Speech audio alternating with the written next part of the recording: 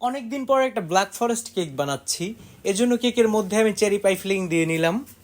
First লেয়ারটায় আমি cherry পাই feeling দিলাম, দেন আমি সেকেন্ড লেয়ারটা বসালাম, তারপর উপরে ক্রিম দিয়ে আবার চেরি পাই ফিলিং দিব।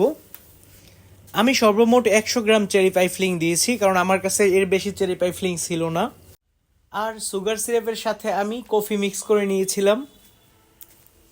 এরপরে আমি সেকেন্ড লেয়ারটায় চেরি ফিলিং দিয়ে দিব। সেকেন্ড লেয়ারটায় চেরি ফিলিং দেওয়ার পরে আমি কেকটা ক্রাম কোটিং করে নেব। তারপর এটা 2 ঘন্টার জন্য আমি নর্মাল ফ্রিজে রেখে দিব, কারণ এই কেকটা অনেক আগেই অর্ডার করেছিল, যার কারণে অনেকটা সময় পেয়েছি। এই ভিডিওটা অনেক বেকার আপুরা দেখে থাকবেন। আর ব্ল্যাক ফরেস্ট কেকে এর থেকে বেটার কিছু করার জন্য কোনো সাজেশন থাকলে সেটাও দিবেন আশা করি।